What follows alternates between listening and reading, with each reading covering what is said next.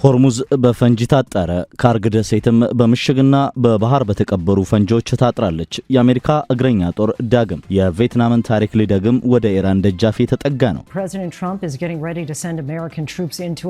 ትራምፕ ሊወጡት የማይችሉት አጣብቂኝ ውስጥ ገብተዋል። አንድ ፓኪስታን ጀነራል እንዳሉት የትራምፕ ዋነኛ ጥያቄ የኢራንን መንግስት ከማፍረስ ወርዶ ሆርሙዝ ይከፈት የሚል ሆኗል። ወሽመጡ ደግሞ ከጦርነቱ በፊትም ክፍት እንደነበረ ሁላችንም እናውቃለን ሲሉ ተሳልቀውባቸዋል። ሀቅ አለው። ትራምፕ የኢራን ጉዳይ ማጠፊያው ጠፍቷቸዋል። የ5 ቀን የቀን ገደባቸው ዳግም ለ10 ቀን አራዝመውታል።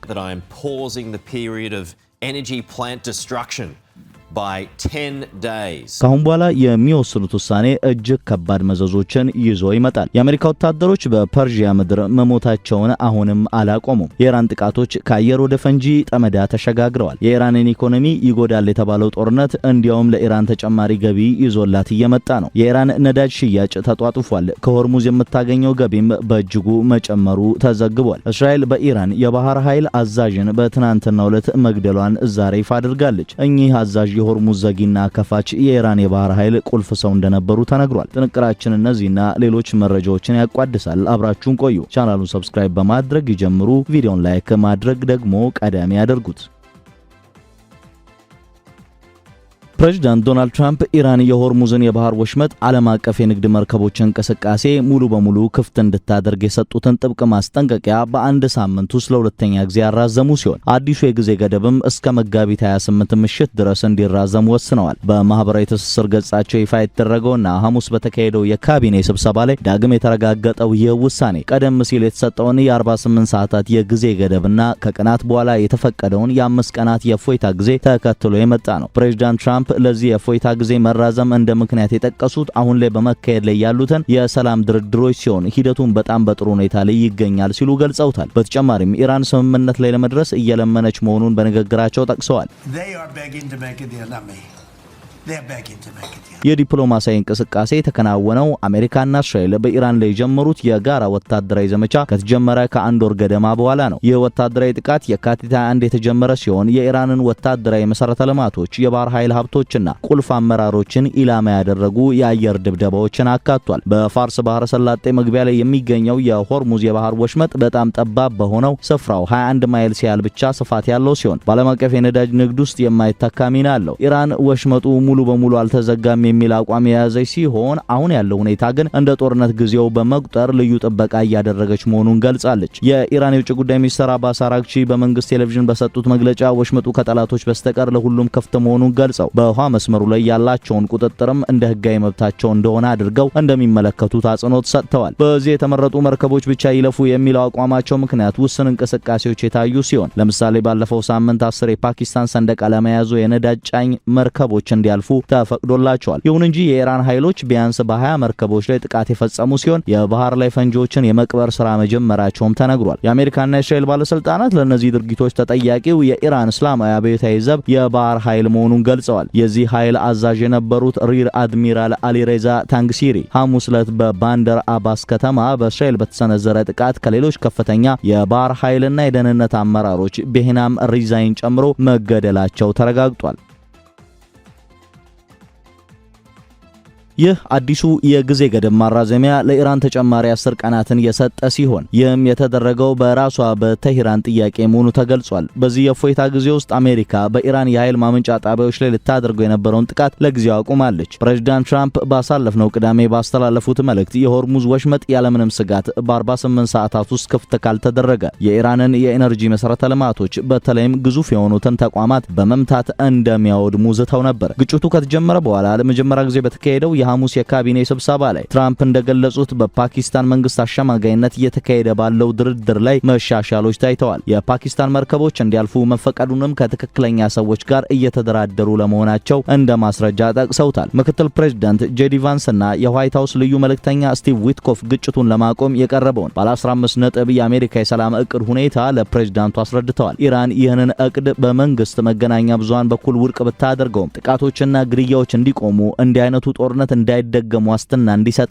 ለደረሰው ጉዳት ካሳ እንዲከፈል የሚጠይቁ የመልስ ጥያቄዎችን አቅርባለች። በኢራን መንግስት የሚደገፉት እንደ ፕሬስ ቲቪና ተስኒም የዜና ወኪል እንደዘገቡት ቴህራን ለአሜሪካዊ ሰላም እቅድ የሰጠችው ምላሽ እነዚህን ቅድመ ሁኔታዎች ያካተተና በወሽመጡ ላይ ያላትን ቁጥጥር የሚያረጋግጥ ነው። ምንም እንኳን የኢራን ባለስልጣናት ይፋዊ ድርድር እያደረገን አይደለም ቢሉም የአሜሪካ መግለጫዎች ግን በስተጀርባ ግንኙነት መቀጠላቸውን ያመለክታሉ።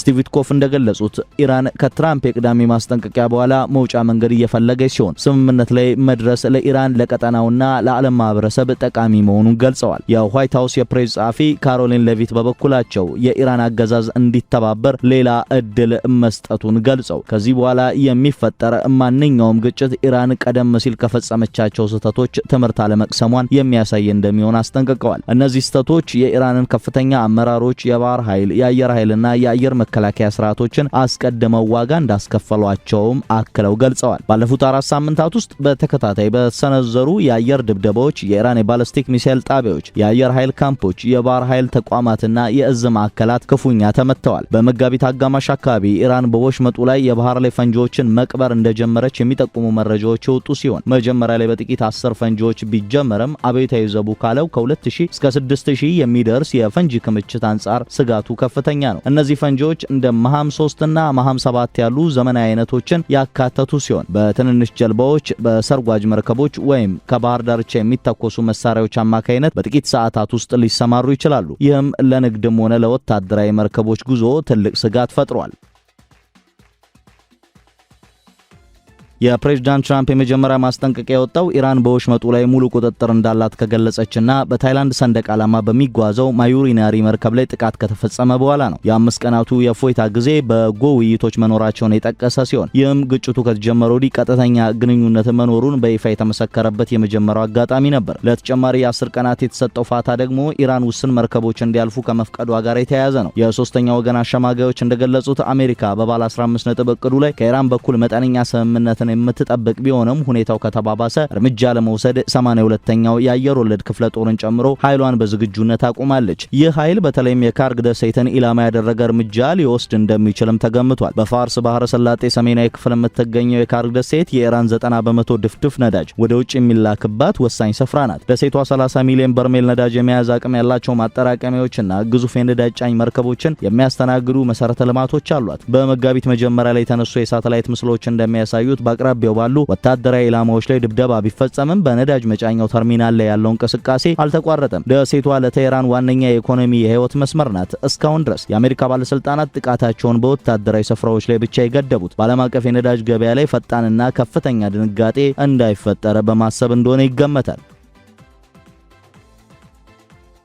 በእስራኤልና በአሜሪካ የሚመሩት የተቀናጁ ወታደራዊ ኦፕሬሽኖች ትኩረታቸውን ከፍተኛ ወታደራዊ ፋይዳ ባላቸው የኢራን አብዮታዊ ዘብ የባህር ኃይል ኢላማዎች ላይ አድርገዋል። ሐሙስ በባንድር አባስ ላይ የተሰነዘረው የአየር ድብደባ እንደ አውሮፓውያን አቆጣጠር ከ2018 ጀምሮ የአብዮታዊ ዘቡን የባህር ኃይል ሲመሩ የነበሩትን አድሚራል ታንግሲሪን ከጥቅም ውጭ አድርጓቸዋል። ታንግሲሪ በባህር ላይ የሚደረጉ የንግድ እንቅስቃሴዎችን በማስተጓጎል በጭነት መርከቦች ላይ ዛቻዎችን በመሰንዘርና የባህር ላይ ፈንጂዎችን የመቅበር ስራን በማስተባበር ረገድ ቀጥተኛ ተሳትፎ የነበራቸው ቁልፍ ሰው ነበሩ።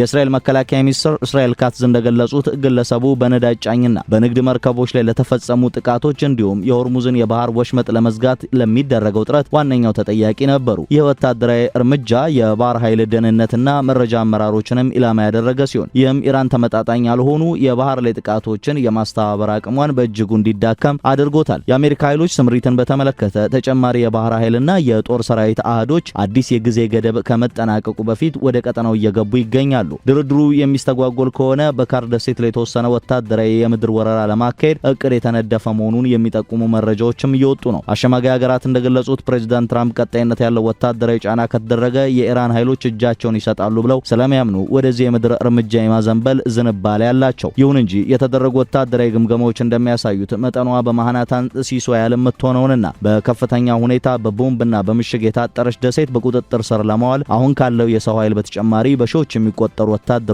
ማሰማራት ይጠይቃል። ይህ ደግሞ መጀመሪያ ላይ ለጠቅላላ ዘመቻው ከታቀደው ከ4 እስከ 6 ሳምንታት የጊዜ ሰሌዳ በላይ የሚዘልቅ ረጅም ፍልሚያ ሊያስከትል ይችላል። የደሴቲቱን ተቋማት ለረጅም ጊዜ በቁጥጥር ስር ለማዋል ደግሞ ከኢራን ምድር ሊሰነዘሩ የሚችሉ የባለስቲክ ሚሳኤልና የድሮን ጥቃቶችን ግምት ውስጥ ያስገባ ከፍተኛ የሰው ኃይልና የቁሳቁስ ሀብት ይጠይቃል።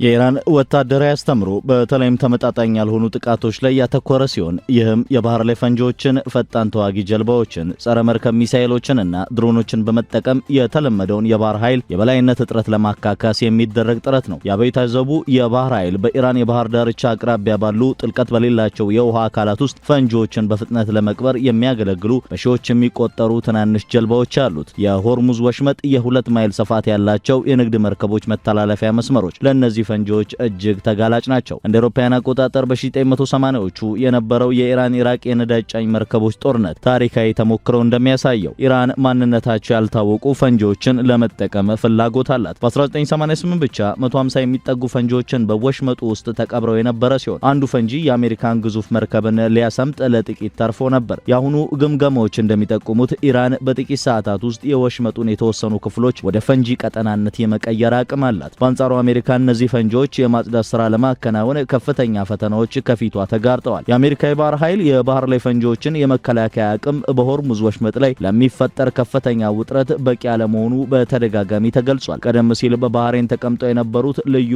የአቬንጀር ክላስ ፈንጂ አጂ መርከቦች በመስከረም 2025 ከስራ ውጭ የተደረጉ ሲሆን በአሁኑ ወቅት በመላው ዓለም 4 መርከቦች ብቻ የቀሩ ሲሆን እነሱም በጃፓን ወደብ የሚገኙ ናቸው። በእነዚህ ምትክ የተሰማሩት የሊቶራል ኮምባት ሺፕስ መርከቦችም ያስተማማኝነት ችግሮች ገጥመዋቸዋል። በመቶዎች የሚቆጠሩ ፈንጂዎችን አሁንም ግጭት ባለባቸው የውሃ አካላት ውስጥ ማጽዳት ሳምንታት ወይም ወራትን ሊወስድ ይችላል። በዚህ የጊዜ ገደብ ውስጥ ደግሞ የኢንሹራንስ ዋጋዎች በከፍተኛ ሁኔታ የሚጨምሩ ሲሆን የነዳጅ ጫኝ መርከቦች እንቅስቃሴም ተገድቦ ይቆያል።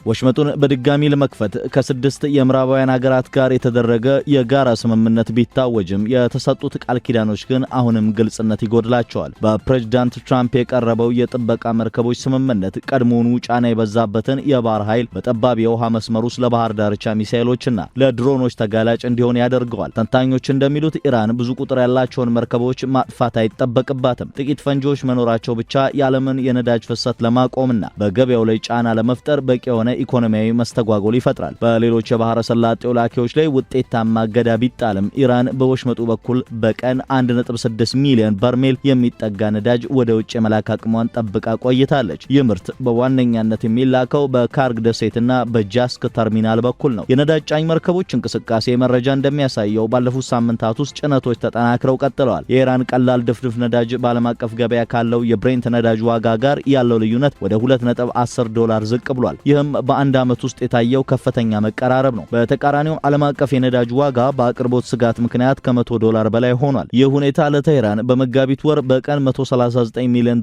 ገቢ ያስገኘላት ሲሆን ይህም ከጦርነቱ በፊት $115 ሚሊዮን ገቢ ጋር ሲነጻጸር ከፍተኛ ጭማሪ አለው። ይህ ገቢ ኢራን ከተሰነዘረባት የአየር ድብደባ በኋላ ለዳግም ግንባታና ለጦር መሳሪያ ክምችት የምትጠቀምበት ወሳኝ የገንዘብ ምንጭ ሆኗታል።